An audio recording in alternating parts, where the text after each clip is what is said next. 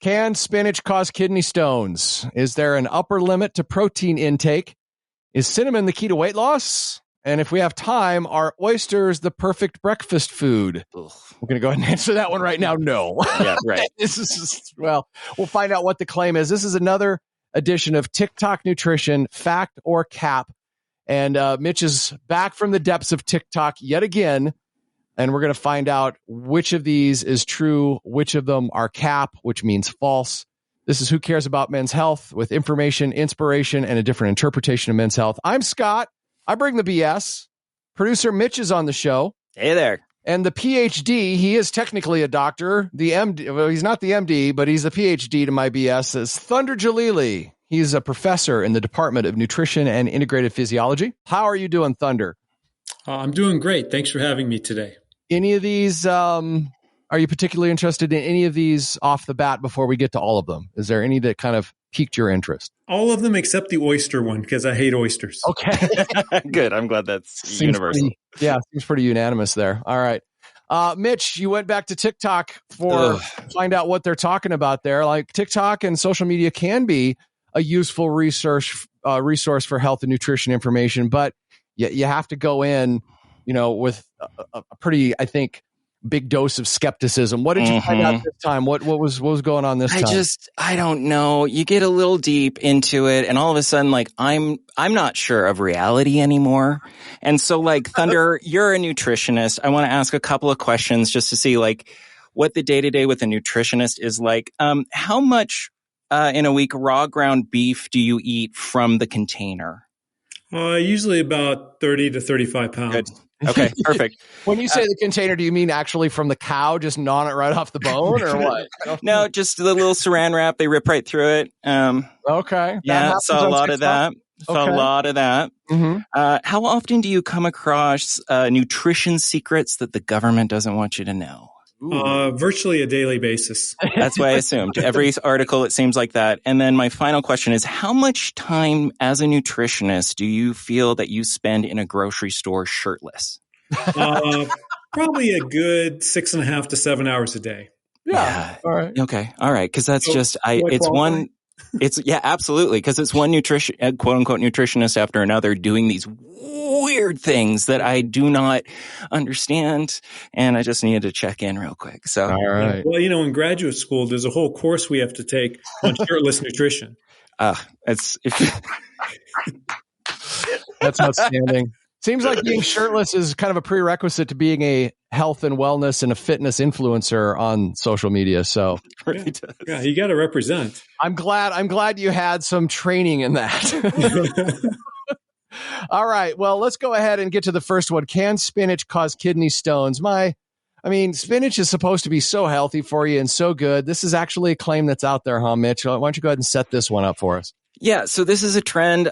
It came out a couple of years ago. Apparently, Liam Hemsworth, the younger Hemsworth brother, in a TMZ type article, had talked about how he had constantly struggled with kidney stones because of his vegan diet. And a lot of the kind of meat forward dude bro nutritionists really latched onto that study.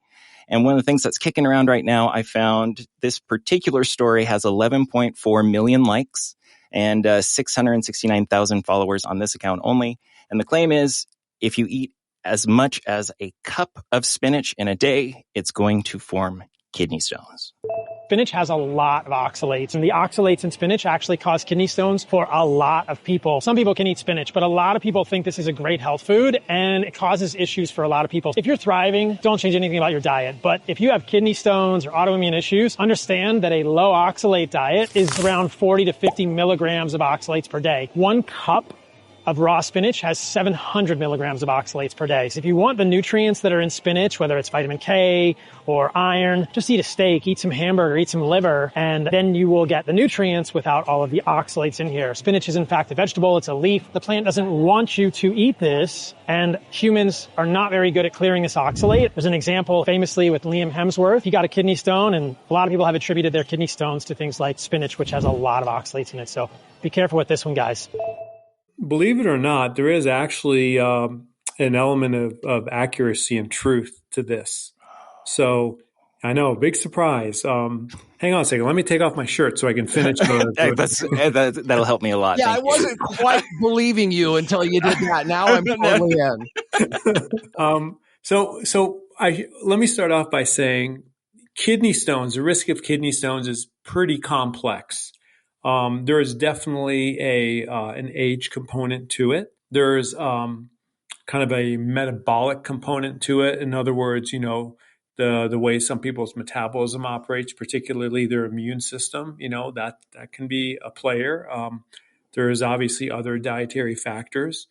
There's even microbiota factors, gut microbiota. So there's a lot going on. So it's not a one size fits all that if someone has kidney stones, if they stop eating spinach, everything will be solved. No. But there's a chance that it would help. So I'm definitely not discounting it. But I think some people that would watch this video and they have, struggle with kidney stones and they stop eating spinach, they may not get the result they think because of all the other factors that may be, at play at the same time. But it sounds like it is possible. Oh, absolutely. It might work like it did for Liam Hemsworth. That's Thor's younger brother, right, Mitch? Mm-hmm. Yes. Yeah. It could work for them. Yeah, absolutely. Okay. And it's the fact that, Liam Hemsworth is a vegan. Okay. So he's probably, he's not eating like red meat, which is, a risk factor in some people. He's not overweight, which is another risk factor, right? So he has some other things that are not in play. But so maybe he's one of those people who just can't handle oxalates. Maybe his immune system is a little, not quite working the way it should. And, like some people, they need their immune system to clear oxalates, which is the thing is found in spinach, so it doesn't accumulate in the kidney. So maybe he's susceptible to that. I'm just guessing here, but in those circumstances, it seems like it definitely works for him, and I wouldn't take away that possibility for other people. And it's a pretty low risk thing to try if you do have, history of kidney stones. If you want to try to not eat spinach, go for it. Try it and see what happens. So, all right. So spinach causes kidney stones, fact or cap? I wouldn't say it causes kidney stones. Okay. I would say spinach may exacerbate the risk of kidney stones. All right. So there's a bit of truth in that. And the part of me that has been doing this podcast and working in healthcare for a while now would say, if you do try that, Thunder said it's a pretty low risk thing. Because, there are some people who have never eaten spinach in their lives, right? And they're doing fine. So eliminating is fine. But you probably should have that conversation with your doctor, because who knows, that information might help inform them on some, that might provide information that could inform them, that would be able to help you even more. Yeah. And I should add one other thing to the spinach story. There's a difference between cooked spinach and raw spinach. Cooked spinach does have less oxalate than raw spinach. So there's that to consider as well. The raw spinach is probably going to be like the huge spinach salad. If you can imagine that probably carries a bit more of the risk, in some cases than, having some spinach that's cooked. Number 2, TikTok nutrition, factor cap. Is there an upper limit to protein intake? Mitch, go ahead and set this up. Explain what you mean by that. So this one is a very popular one that was first started to be seen kicking around TikTok a couple of months ago. It's just this one post that we're about to listen to reached 1.6 million people, but this claim has been made on Joe Rogan and a bunch of different sources that basically argues whether or not men really need more protein over a certain limit. And the thing that makes this one feel kind of strange is that it was a single female nutritionist who posted an item explaining what the research shows. And as we'll hear in an example here, it's a lot of dude bro nutritionists basically stitching or, adding their stuff onto hers and telling her that she doesn't know what she's talking about. That more protein is always better. Over again, that 0.82 is the upper limit of the benefits of protein. Sure, if you want to ignore the increased metabolic rate, the higher satiety levels, the ability to preserve muscle mass in a deficit, all of the things that matter to an obesity crisis, which we are most certainly facing in America. But go ahead and keep your low-protein diet. Time for my Built Bar. All right, Thunder, is there some truth to this? And here's how I've heard that. Because I've heard this too, right? That there's an upper limit to protein. I've heard it in a lot of different contexts. But an upper limit to what? That would be my question. Is that your first question? Yeah, that is a good question. An upper limit to what? Now, the assumption we're making is the limit to the amount of protein you can use for protein synthesis in the body before it gets diverted to do other things. That's my assumption of what they're talking about. Okay. So is there a fact or cap to this? Well, don't you just love talking about protein, by the way? It's what most of us talk about. Yeah. You feel that there's too much protein talk in the world, Thunder? Is that what you're getting at? Yeah, everyone loves to debate it. All right, so the way I see it, this is one of those topics where everybody is a little bit correct, in certain, activity conditions, 0.8 grams per kilogram body weight protein is all you need. And anything you have beyond that is not really used for protein synthesis.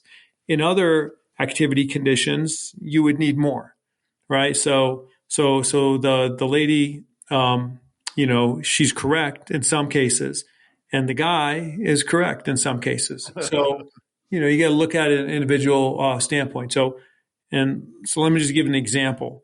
If you take someone like middle age or not even middle age, 30-year-old guy who's fairly sedentary, has like an office job, doesn't get like a ton of activity beyond what you do in just daily life. For them, 0.8 grams per kilogram protein is really all they need. That, meets their daily protein synthesis requirements. But if you take that same guy and now you have them training for a triathlon, for example, or they like to go to the gym 3-4 times a week and lift weights. Now their protein intake is going to be different because they're putting strain on their muscles. They're inducing their muscles to hypertrophy. In other words, add more contractile machinery. They have increased daily protein turnover in the muscles that are involved in, repair and replacement. So all those things. So you're going to need a little bit more protein. So is there a point where you're getting negligible health benefits from eating protein? Because the thought is more is better, right? Like the more I eat, the more muscle I'll get. Do we reach a point where that really falls off? Oh, 100%. Because first of all, just eating protein by itself is not going to make your muscles bigger. You have to have the exercise, right? And the physiological overload. Rats. I know. I get that fancy like yogurt in the black label because I know it's going to get me shredded. Yeah. And, take off your shirt and eat the yogurt and it all falls into place. Mm-hmm. But if you are exercising to the point where you are causing hypertrophy, what is that word? Hypertrophy. Where you're making your muscles grow. Yeah. You would want to eat more protein, but there comes a point where for that purpose, more protein's not going to really benefit you anymore. Right. So everyone has a limit. It's just going to be determined by the activity level. Hey, Mitch, what were some of the other health benefits that that particular influencer mentioned? Because we're talking about building muscle. How much protein do you need? But I remember satiety was one of them, like this feeling of feeling full, that eating more protein, he is implying, would help you feel more satisfied so you wouldn't be eating the other stuff. What else was in there? So he also talked about mood regulation. He also talked about energy levels through the day. And he also talked about the increased metabolism. All right. So Thunder, this 0.86 grams of protein per kilogram of body weight. So the claim that this influencer is making is that is not enough, though, for these other health benefits as well. What are your thoughts on that? Yeah, I don't agree with that because like the thing he said about, better for your metabolism, I don't even know what that means, Sure. That's like so like broad and like vague. I don't even understand what he's talking about. So let's just put that one aside. The satiety point, protein makes you feel full. So like if you have a meal and you have some protein in it, you will feel more full and maybe not eat again for a while. But you know what? You can accomplish the same thing with eating fat, in your diet, in that meal. You can accomplish the same thing by having more fiber in that meal. Protein isn't the only game in town when it comes to satiety. And then, energy. Sometimes I think people mistaken having more energy levels with not feeling sleepy. Right? Like you eat a meal and you feel sleepy like an hour or two later. They confuse that with like having low energy. I think if you have a meal and it has kind of a low sugar content and more like complex carbs as opposed to refined carbohydrates. That goes a long way to kind of quote giving you more energy, because you usually don't feel sleepy if you have meals that are kind of lower in sugar and lower in refined carbs. Meals that have more protein and fat and fiber, tend to not leave you in that food coma state. So I wonder if some of that is just kind of confusion. It's not necessarily an effect of just protein. It's kind of more the diet and the meal in general. Sure. Or thinking that if somebody eats more protein, that means they're going to be eating less of that other stuff, which can cause some of these negative things maybe. I mean, it's possible, but I wouldn't say for sure, because there's a lot of people that love their protein bars and are having like a high protein intake, but they're eating a lot of other crap in the diet too, and they're refined. Well, yeah, on a protein bar, there's a ton of simple carbohydrates, right? Yeah. Depending on the bar, can as be. much as a candy bar, yeah. I do want to use that as a segue, though, because one of the things I do want to draw attention to is with this particular clip is there's quite a few influencers that name specific bars. And when you go a little deeper into their account, they have sponsored posts. They get a kickback from the brands, that? Right? Yeah. Wonder what their motivation is. What do you think? Yeah. Okay, so what about the other side of this? We talked about spinach and that, it's kind of low risk if you want to remove spinach from your diet and see what happens as far as kidney stones. What about, hey, I just want to eat more protein. Is there a downside to that? There can be. So, we talked about briefly how in some people, red meat increases the risk for kidney stones. So there's a downside. There's some literature out there that suggests protein intake could be related to increased cancer risk, kind of depending on where you get the protein. So that's a potential downside. Just kind of shooting for normal amounts of protein is really the way to go. And again, if you're in any kind of athletics, and that doesn't mean you have to be like a 25-year-old Olympic athlete, anything that kind of goes beyond the normal, baseline level of activity, eat more protein. And you should get it from food. You can get plant-based protein. You can get, that includes like grains and beans, and you can get protein from animal products too. There's nothing wrong with that. Just, temper that with some of the other possible issues that may come from like eating too much red meat, for example. I feel that a potential downside would be if you're so focused on protein, that means you're not focused on maybe some other healthy stuff that should be in your diet. Yeah, I mean, that definitely could be. Sure. I guess I just kind of assumed that people that are trying to be into health and eating more protein, they should be paying attention to that too. But maybe that's a bad assumption on my part. Yeah. All right. Yeah. One sentence summary, upper limits of protein responses. Can you get too much? How would you put that into a sentence or two to help people with the takeaway? I would say, yes, you can get too much protein. And by that, I mean protein you're not using for protein synthesis, but it's being diverted to like energy use or even, promoting fat storage. All right. Nutrition factor cap number 3. How about this one? We're calling this the cinnamon effect. Go ahead and set this up for us, Mitch. This one is wild. So it came out of nowhere. We're already up to 1.5 million plays over 20 accounts in the last month. And it's this claim that says if you put more cinnamon in your diet, you'll lose weight. And they talk about the importance of having cinnamon to get shredded. They put cinnamon on every little thing that they eat throughout the day. And the thing that is kind of interesting on this one is I couldn't find any specific journals referenced. I was looking at one after another of a person trying to claim that there has been research on, there have been studies on, but not a single citation. And so this one's with how quickly it's been spreading and the amount of people sharing it. It seems strange that there isn't even a scientific claim. Yo, why are you putting cinnamon on your fruit? Bro, you realize the reason you're not shredded is because you're not putting cinnamon on your fruit. You put cinnamon on your fruit, your blood sugar doesn't spike. When your blood sugar doesn't spike, you burn more body fat. So if you want to get shredded and stop being a fat ass, start eating cinnamon with any sugar you eat. Oh, are you kidding me? No, and it's the Taco Bell noise. They do it whenever they point at their abs. I don't know when that started. It's odd. Okay. That's fantastic. right? And so there's a lot of these, it's just they're slurping their fruit and they have their big giant thing of Kroger brand, cinnamon. And they point to their abs and the Taco Bell sound plays. It's pretty magical. So the one that I did want to share is the one that has been the most stitched. And this is actually from a Russian nutritionist. And again, recognize that he never cites a specific article.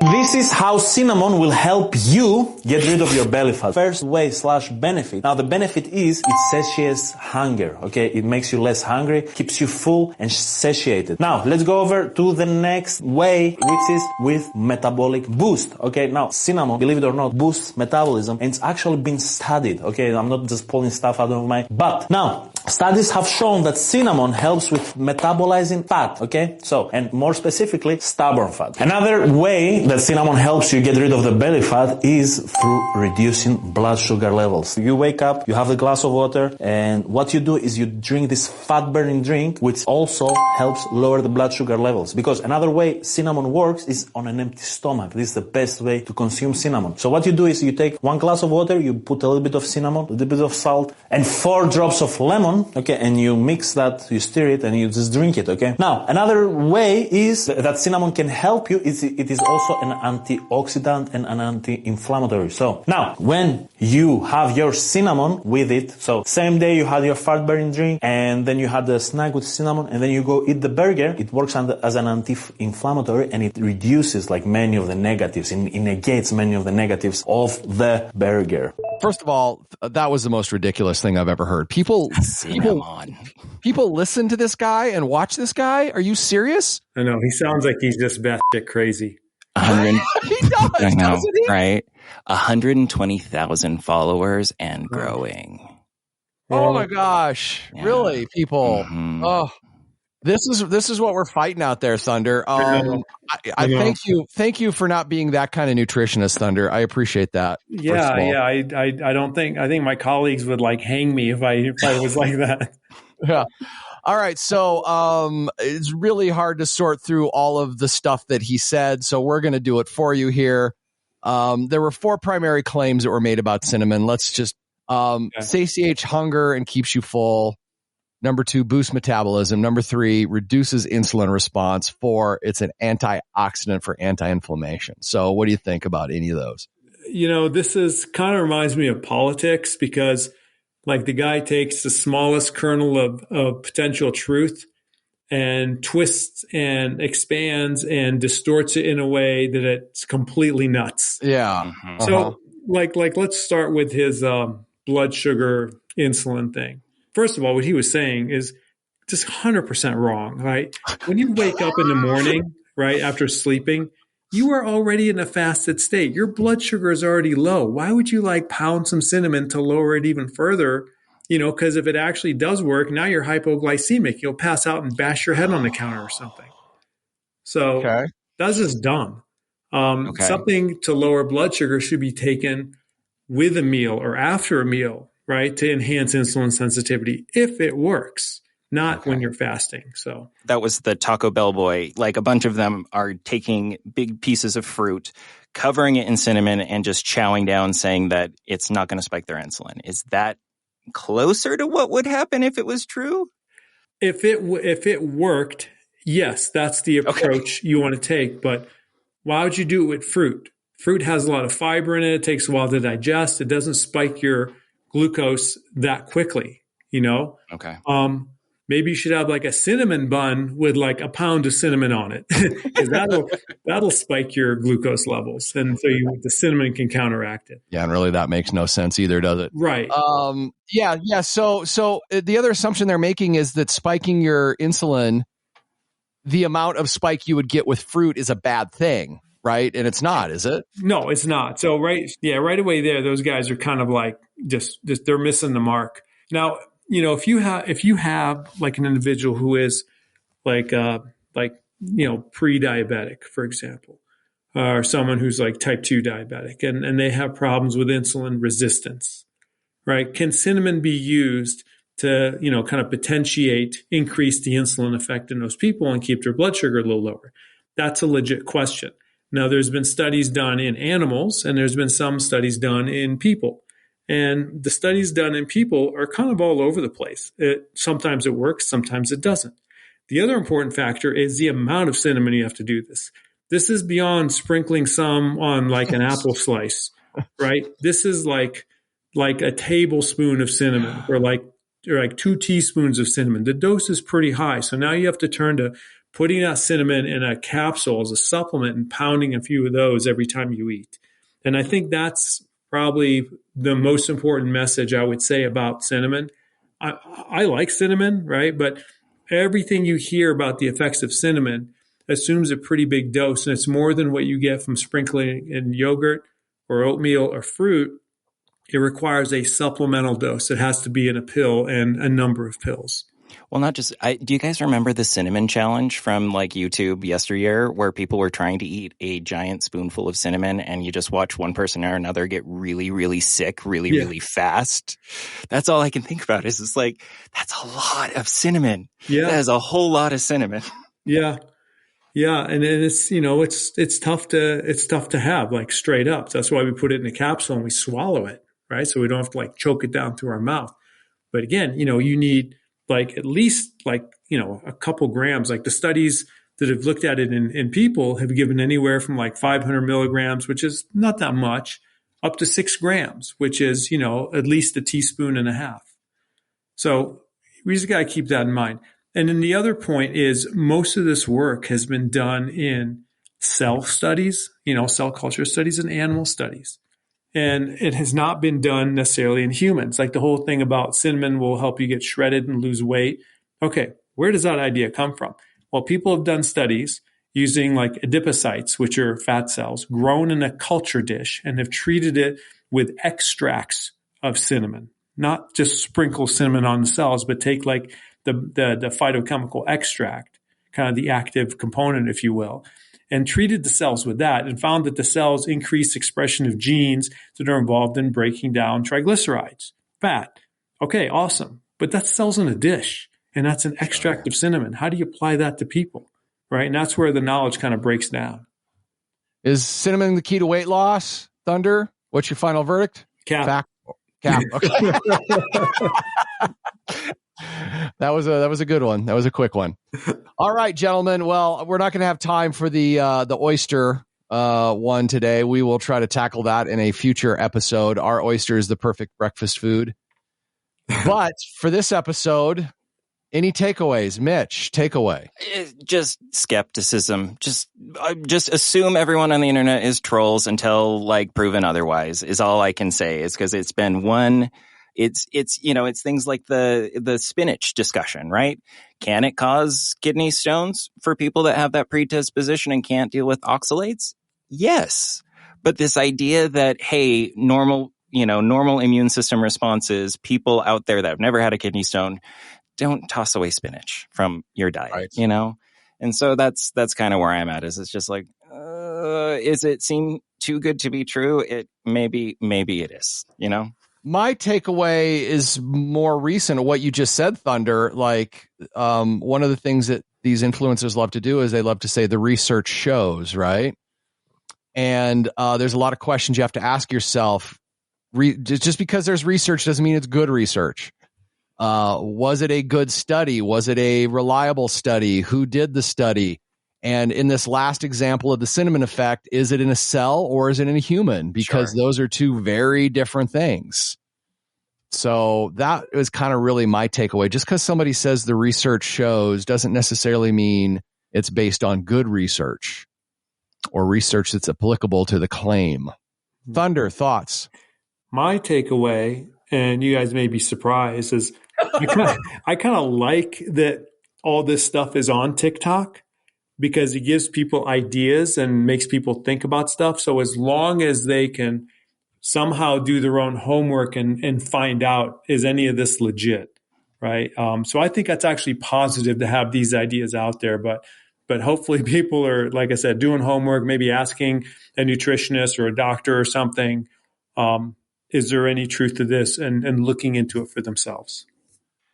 All right. Well, if you have something you would like Thunder to address in Fact or Cap TikTok Nutrition, be sure to reach out to us. If you have any thoughts on any of the three that we talked about today, Maybe you're one of those people that spinach actually, you stopped eating spinach and it reduced your incidences of kidney stones. Love to hear that story. You can reach out to us, hello@thescoperadio.com. That's hello@thescoperadio.com. Thanks for listening, and thanks for caring about men's health.